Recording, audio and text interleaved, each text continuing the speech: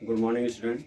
आज हम आपको उच्चारण स्थान पढ़ाएंगे और उच्चारण स्थान में इसके पहले हम दो वीडियो डाल चुके हैं, एक वर्णमाला पर और दूसरा माहेश्वर सूत्र पर।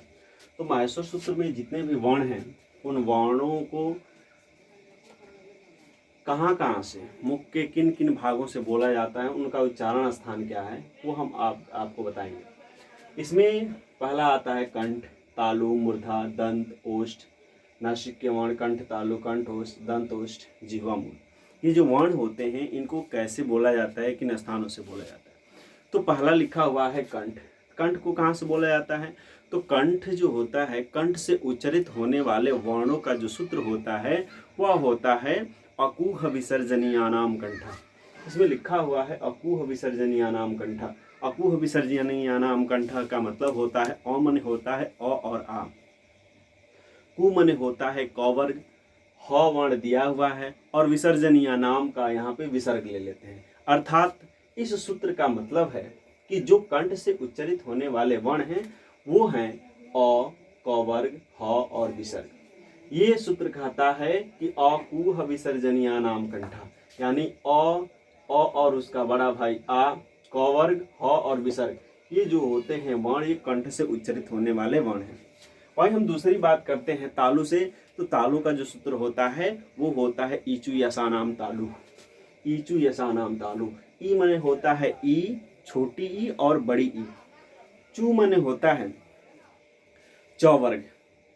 चौवर्ग, य और श, ये जो वर्ण होते हैं वो तालु से बोले जाते हैं।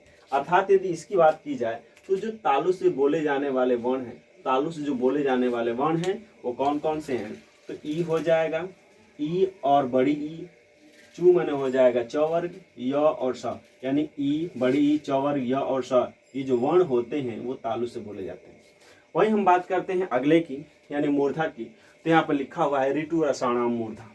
ऋतु रसाणाम मूर्धा, यानी मूर्धा से जो बोले जाने वाले वर्ण हैं उनका सूत्र होता है ऋतु रसाणाम मूर्धा। और इसमें री, बड़ी री, टू मने टवर्ग, र और स, ये वर्ण जो होते हैं ये मूर्धा से बोले जाते हैं। यहाँ पे लिखा हुआ है री, टवर्ग, र और स, ये जो वर्ण होते हैं ये मूर्धा से बोले जाते हैं। यही बात करते हैं दंत की। तो यहाँ पे लिखा हुआ है ऋतु लसानाम दंता।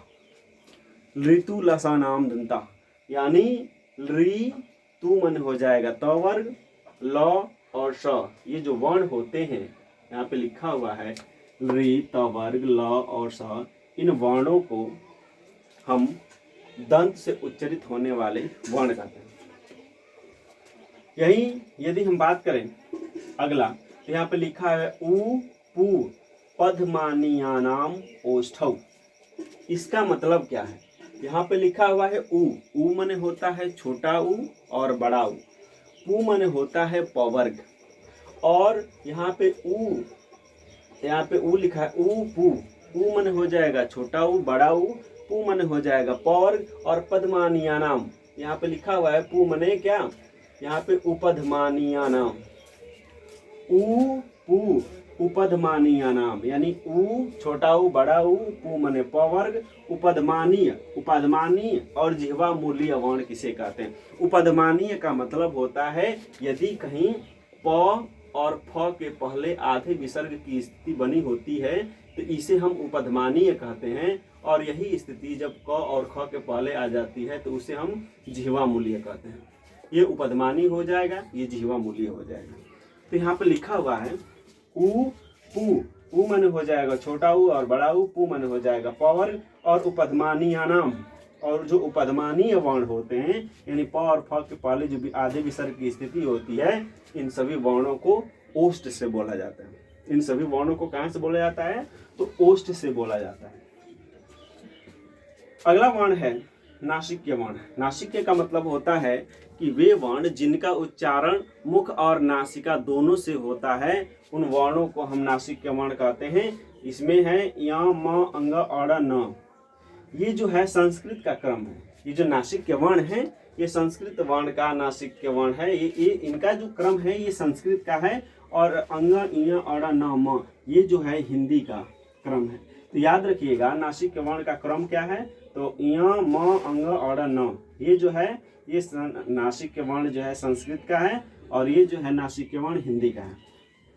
अगला लिखा हुआ है ए दैतो कंठ तालु। ए दैतो कंठ तालु का मतलब हो जाएगा ए आई, यहाँ पे लिखा हुआ है ए दई तो कंठ तालु। कंठ तालु मतलब कंठ तालु से जो बोले जाने वाले वर्ण हैं वो है ए और दई, माने दई में आई जुड़ा हुआ है तो ये हो जाएगा ए दई, दई में आई जुड़ा हुआ है तो ए आई हो जाएगा। यानी यहाँ पे ए आई जो वर्ण है वहाँ किससे बोला जाता है, तो कंठ तालु से बोला जाता है। वही हम बात करें ओ दौतो कंठोष्ठम, ओ दौतो कंठोष्ठम की बात करें तो यहाँ पे लिखा हुआ है ओ दौतो कंठोष्ठम, यानी ओ दौ मन हो जाएगा ओ औ जो वर्ण होते हैं वो कंठोष्ठ से बोले जाते हैं। इनका जो उच्चारण स्थान है वो क्या है, तो कंठोष्ठ है।